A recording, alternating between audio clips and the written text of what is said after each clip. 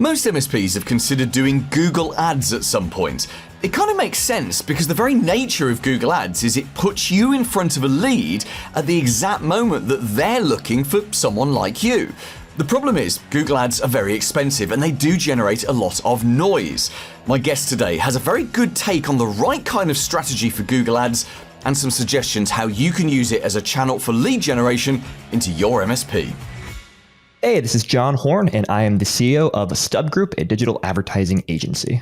And we're especially going to be talking about Google Pay-Per-Click, PPC, today, because it's one of those things that you look at it 20 years ago and everyone seemed to be doing Google Pay-Per-Click and paying pence, just pennies for their adverts, whereas these days you can be paying $10, $20 or more, and lots of MSPs have tried it. Lots of MSPs have spent a ton of cash and then burnt out within a week. And John, I'm hoping, because I know you work with a lot of MSPs doing their pay-per-click, and I'm hoping you can give us some insights today on how to use pay-per-click to generate leads for an MSP. So let's first of all look at you and your career. So what's your background and how did you get into this wonderful and very technical world of pay-per-click?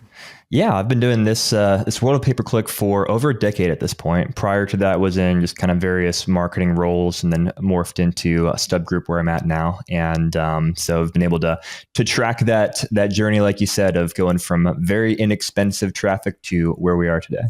Yeah, I mean, it's crazy. We're my best friend, actually, he built a business up. We're talking 2002, 2003, and he was spending the equivalent of $120,000 a week on adverts, which is insane back then, right? I mean, that would be insane today, but that was doubly insane. But what he discovered, because he did tell me the figures a couple of years ago, he was spending like, let's say 3 pence or 4 pence, because he was based in the UK. So let's say 10 cents for a click, and he was making $1 in revenue for every 10 cents. And when you broke it down to, you spend 10 cents and then 3-4 weeks later, someone's go through your sales process and you make $1, who wouldn't do that, right? Who wouldn't work up to $120,000? That same, it was a training business that he built that up on. That same model wouldn't work today, because today, of course, that same advert isn't costing 10 cents. It's costing $10, $20, $30, $40, but may still only bring in that $10. Is that what you see as one of the primary challenges to doing pay-per-click, people understanding the economics of it? I would say it's one of the primary challenges, yeah. Like you said, it's become very competitive. So cost per clicks are quite high.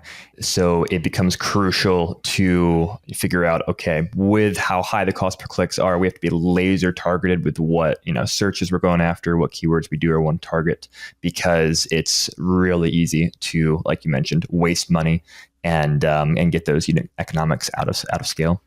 Yeah, although of course for an MSP, if they win a new client today, and let's say that's $1,000 a month, monthly recurring revenue, they will keep that client for 5, 7, 10 years. So that $1,000 a month becomes $120,000 of what we call lifetime value. So I guess if I was to ask any MSP, would you spend $1,000 today to win £120,000 worth of revenue, albeit you've got to stick around for 10 years to do the work? You'd think many MSPs would say yes to that. So is that the kind of thinking that you bring to pay-per-click campaigns, or do you have a different way of looking at it? Yeah, lifetime value is super important. So it's coming to it and saying, okay, obviously there is going to be a time frame. It's going to take a while often to close leads, but then hopefully they're going to stick around for a long time. And so what is the average lifetime value of your clients? What are the different kind of buckets? And then we got to factor that into, okay, what is a realistic, profitable amount that we can spend, or that we can put into test budgets to see if we can get the right quality of leads on the Google Ads side of things. If you're like, hey, I can only afford to spend $100 for a new client, it's like, well, Google Ads is not going to be the right place for it. You got to go somewhere else. Yeah, absolutely. So Google Ads is definitely something you don't do if you haven't got cash available. I guess, is that something in your experience that makes it something just bigger MSPs do? So when they've got to the point where they're experimenting with different marketing channels and they add pay-per-click on? I've definitely seen it be a strategy for smaller ones as well. Good example, we just recently onboarded a relatively small local MSP who's looking to Google Ads as a way to generate more business. And one of the key strategy things that we're working on with them and with some of the other MSPs we've worked with as well is don't try to be all things to all people. They have a lot of services that they can offer, but if we try to advertise every service or even advertise kind of at the high level of, hey, MSP, just general stuff, IT support near me, stuff like that, it's never going to work because they don't have enough budget to test and iterate for all those different services. So we're saying, let's niche down. What are the things that are really working well for you right now? What's setting you apart? What are the questions you're solving when people come to you? And let's hyper specifically target those things and create landing pages around that and so forth, so that you can stand out from the very competitive market that they're in. Yeah, that makes sense. And essentially what you're saying is, because cheap traffic has been gone for 15 years, you can't muck about with pay-per-click. You've got to have a strategy for it. So let's take, let me give you a scenario. Let's take an MSP. Let's say they've got somewhere between 5-7 technicians. So you've got the owner, you've got 5 to 7 technicians. They want 20-seat clients. So companies that have got 20 users or more, or 20 devices, and they're looking for those companies that have got an urgent need, because they know that when someone comes in and actually the server's been playing up for a couple of days, or have we had some kind of cybersecurity incident, or there's malware or something, it creates a level of urgency, and that urgency is obviously very good for revenue today and converting them onto being a proper managed services client. So in that instance, and let's assume they're in a normal average sized town, so they're not in like LA or New York City or some crazy place like that where there's 1,000 MSPs per street, right? It's nothing like that. It's just a normal town. There's perhaps 10, 20 MSPs in that town. What would you recommend as a general strategy for pay-per-click in a scenario like that? Yeah, so first of all, like you said, identifying those urgencies, figuring out what are the top things that are making clients right now from the other traffic sources that they're using convert, be willing to make that move over. Is it, like you said, is it cybersecurity issues? Is it our server is down, whatever? And then let's identify those things and target those things very specifically. So if I'm having server issues, my server is down, I need to switch to another MSP. What am I searching on Google that indicates I have that problem and I'm looking for a solution? And then we're going to target that very specifically. Those keywords, we're going to have ads that are very, very specifically targeted towards that and kind of capturing the urgency factor. And then super important as well, the landing pages we send people to, they have to build upon that as well. I don't want to just send them to my homepage that says, here's all the things we do.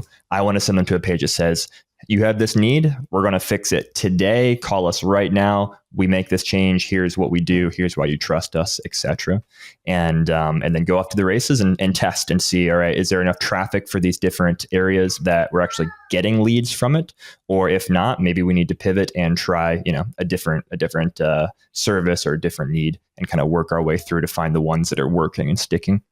Yeah, no, that sounds like a sensible strategy. I know nothing at a technical level about pay-per-click, but I do read sort of broad principles. And I remember reading a long time ago that if your pay-per-click advert, as you say, says as part of the headline, we can fix your server today. I mean, no one would promise that, but if that was the headline, then you're absolutely right. The landing page needs to repeat the same message. You're wasting your money if it just goes through to the homepage. And actually, of the pay-per-click I see MSPs doing, many of them immediately make that exact mistake, that they'll send this expensive paid traffic that's just cost them $20 for a click, and they send them to their general homepage. Whereas, why has someone clicked this message? Because that's the problem they've got. So let's address that problem. Let's get them on the phone or whatever is the case. That's really interesting. And you mentioned about levels of traffic. I mean, if we take that normal town with 20 MSPs that we were talking about, there's not going to be hundreds of people typing in every day, server crashed or red screened or something like that. So do you have a gut feel for what's a good level of traffic for a keyword or a sort of a key term, or do you go more on what the data tells you? Yeah, so we definitely always look at the data, and we've got tools that we can do to kind of forecast and see, okay, does it look like there's enough traffic to justify going after this keyword? If there is a keyword where there's so little traffic per month that that Google kind of doesn't think it's worth serving ads on, they'll actually give it a label. They'll call it low search volume, and you won't, even if somebody randomly does search that, you might not even actually show an ad because Google's like, there's just not enough search volume. So you got to figure out kind of that sweet spot between keywords that are still very laser focused, but that are not low search volume. And it takes some time and some work. Usually it's a combination of using tools like Google's Keyword Planner and other things to estimate traffic, and then literally just running the campaigns and seeing. And that's the beautiful thing with pay-per-click is it's pay-per-click. So if no one's searching for something, it's not costing you money to go after it because no one's clicking. So you can for free test and find out whether or not there is traffic for particular phrases or searches. Yeah, yeah, or it's not pay per click, it's pay per clip. As my daughter, when she was about 7, and she heard me talking about pay per click, and she said, "Oh, Daddy, do you want paper clips? You don't have to pay for those." It was so sweet. Kids are like that, aren't they? Now let's talk about remarketing. In that kind of strategy that we just talked about there, would you use remarketing or retargeting? And John, could you actually start by just telling us what exactly remarketing is? Absolutely. So remarketing is basically the annoying ads that follow you around after you go look at a pair of shoes, and then you see those shoes everywhere else online. But no, at a bigger picture level, it's very important and very impactful. Where, hey, if I go to a website, especially if I'm researching an MSP, there's a very good chance I'm not going to reach out right away. I need to maybe talk to somebody else. I'm looking at different options. I'm thinking through things, etc. And so with the remarketing, you're able to serve ads through Google's display network. You can do it through Facebook and other places as well. Basically, follow the people who've been to your website around the web and just remind them of, hey, we're here. Here's why you should choose us. You can even get strategic and offer special incentives of, hey, get a free demo or get something for free if you reach out today, or whatever the case may be. But you can do things to try and create urgency and bring people back who otherwise might forget about you or get distracted or go with a competitor. Yeah, and do you recommend remarketing for people who are doing pay-per-click, or is it very much on a case-by-case basis? 95% of the time, you should do remarketing. It's very cost effective because you're targeting a very small group of people, just people who've been to your website. So it's not expensive at all to serve those ads, and it's a very, very warm audience. So remarketing usually has the highest ROI, return on investment of any marketing type. And now, of course, you've already spent money to get to people to your website to begin with, so you can't just say, remarketing is bringing new traffic to me. But yeah, for most businesses, for most MSPs, I strongly recommend using remarketing. Yeah, I love it. I love it. John, let's wrap up with one final question. I'm going to ask you, let's assume now you're talking to MSPs who are doing their own DIY PPC. So they're doing it themselves, which obviously, lots of people put themselves through courses and on Udemy and places like that and try it out. What's the one thing they absolutely should do? And then tell me conversely, what's the one thing they absolutely shouldn't do? The one thing they should do is run search campaigns. There's a bunch of different campaign types you can run with Google, like Google Display and different things, but search would be my number one recommendation for MSPs starting out. And then I would say in most cases, the thing not to do is don't use what they call broad match keywords right when you start out. That gives Google a ton of flexibility to match different types of searches to the keyword you think you're targeting. And because of how expensive clicks are in the MSP space, like we talked about, it's really easy to waste money. So I'd start with very targeted, probably what they call exact match keywords, and then work your way up from there strategically over time. Amazing. I love it. I love it when we take a strategic view to anything like this, because it takes a tool which many people will try it, spend $1,000 and say, this doesn't work for me. But I think you're right. Going in with a strategic view is a much better way of doing it. John, tell us what exactly you do to help MSPs, and how can we get in touch with you? Yeah, so we do all the advertising work for you. So we create, manage the ads, reporting, work with you on your goals, all that good stuff. We'd love to speak with any MSPs who are listening to this. You can reach out through our website, StubGroup.com, for a free consultation where we can see if we're the right fit for you. Paul Green's MSP Marketing Edge.